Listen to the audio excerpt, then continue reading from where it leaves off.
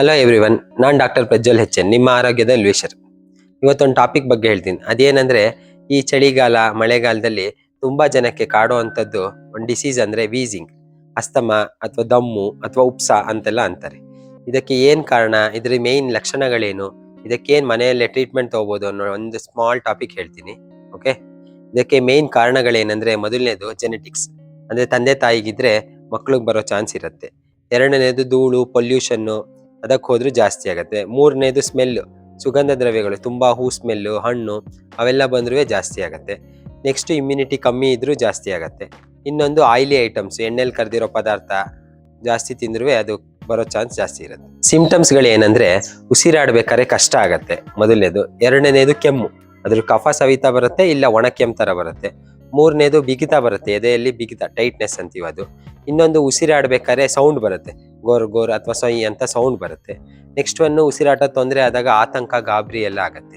Last one ಸುಸ್ತು, ಆಯಾಸ ಆಗತ್ತೆ, ಅಸ್ವಸ್ಥತೆನೂ ಆಗ್ಬೋದು. ಇದಕ್ಕೆ ಮನೆಯಲ್ಲೇ ಏನ್ ಪರಿಹಾರ ಮಾಡ್ಕೋಬಹುದು ಅಂದ್ರೆ, ಒಂದು 5-6 ತರ ಟಿಪ್ಸ್ ಹೇಳ್ತೀನಿ. ಅದ್ರಲ್ಲಿ ನಿಮ್ಗೆ ಯಾವ್ದು ಅನುಕೂಲ ಅದನ್ನ ಮಾಡ್ಕೋತಾ ಬನ್ನಿ.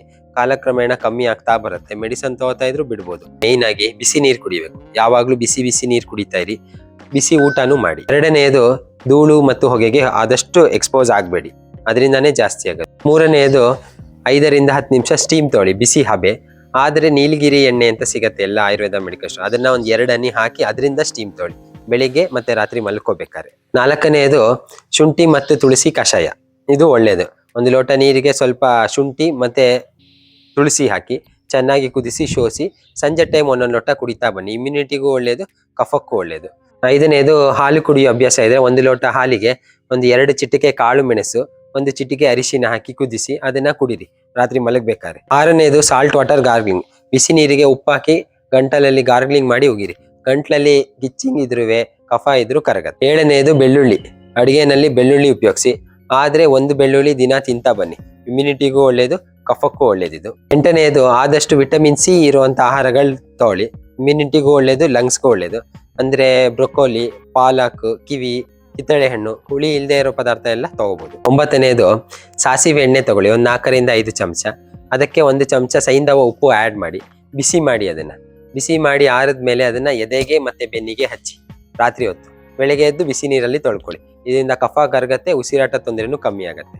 10ನೇದು ಬಿಲ್ವ ಪತ್ರೆ ಕಷಾಯ, ಇದು ಇಂಪಾರ್ಟೆಂಟ್.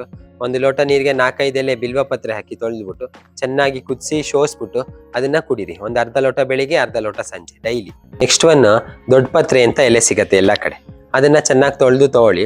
ಅದನ್ನ ಜಜ್ಜಿಬಿಟ್ಟು 1 ಲೋಟ ನೀರಿಗೆ ಹಾಕಿ 4-5 ಎಲೆ, ಒಂಚೂರು ಕಾಳು ಮೆಣಸು, ಒಂಚೂರು ಶುಂಠಿ ಹಾಕಿ ಚೆನ್ನಾಗಿ ಕುದಿಸಿ ಶೋಸಿ ಅರ್ಧ ಲೋಟ ಬೆಳಿಗ್ಗೆ, ಅರ್ಧ ಲೋಟ ರಾತ್ರಿ ಕುಡಿರಿ.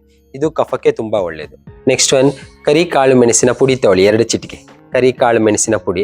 ಅದಕ್ಕೆ 1 ಅರ್ಧ ಚಮಚ ಜೇನುತುಪ್ಪ ಹಾಕಿ ಮಿಕ್ಸ್ ಮಾಡಿ ಬೆಳಗ್ಗೆ ಸಂಜೆ ತಗೊಳ್ಳಿ. ಅದು ಕಫಕ್ಕೂ ಒಳ್ಳೇದು, ಕೆಮ್ಮಿಗೂ ಒಳ್ಳೇದು. ಫೈನಲ್ ಇಂಪಾರ್ಟೆಂಟು, ಪ್ರಾಣಾಯಾಮ ಮಾಡಿ, ಇದರಿಂದ ಆರೋಗ್ಯಕ್ಕೂ ಒಳ್ಳೇದು, ಕಫ ವೀಸಿಂಗೂ ಒಳ್ಳೇದು. ಅದರಲ್ಲಿ 4 ತರ ಪ್ರಾಣಾಯಾಮ ಮಾಡಿ. ಫಸ್ಟ್ ಒನ್ ನಾಡಿ ಶೋಧನ, ಆಲ್ಟರ್ನೇಟಿವ್ ನಾಸ್ಟ್ರಿಲ್ ಬ್ರೀತಿಂಗ್ ಅಂತೀವಿ, ಇದನ್ನ ಮಾಡಿ. ಸೆಕೆಂಡ್ ಒನ್ ಭ್ರಮರಿ ಪ್ರಾಣಾಯಾಮ ಅಂತೀವಿ, ಹಮ್ಮಿಂಗ್ ಬಿ ಬ್ರೀತಿಂಗ್ ಅಂತ. ಮೂರನೇದು ದೀರ್ಘ ಪ್ರಾಣಾಯಾಮ, ಡಯಾಫ್ರಾಮ್ಯಾಟಿಕ್ ಬ್ರೀತಿಂಗ್ ಅಂತ. ಫೋರ್ತ್ ಒನ್ ಉಜ್ಜಾಯಿ ಪ್ರಾಣಾಯಾಮ ಅಂತ, ಓಷನ್ ಬ್ರೀತಿಂಗ್ ಅಂತೀವಿ.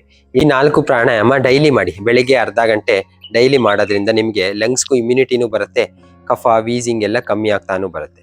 ಈ ಎಲ್ಲ ಪರಿಹಾರಗಳಲ್ಲಿ ನಿಮ್ಗೆ ಯಾವ್ದು ಅನುಕೂಲ, 4-5 ತರ ಡೈಲಿ ಮಾಡಿ, 2-3 ತಿಂಗಳು ಮಾಡ್ತಾ ಬನ್ನಿ. ಇದರಿಂದ ನಿಮಗೆ ವೀಸಿಂಗ್ ಕಮ್ಮಿ ಆಗ್ತಾ ಬರುತ್ತೆ, ಲಂಗ್ಸ್ಗಾಗ್ಲಿ ದೇಹಕ್ಕಾಗ್ಲಿ ಇಮ್ಯುನಿಟಿನೂ ಜಾಸ್ತಿ ಆಗುತ್ತೆ. Okay, thank you.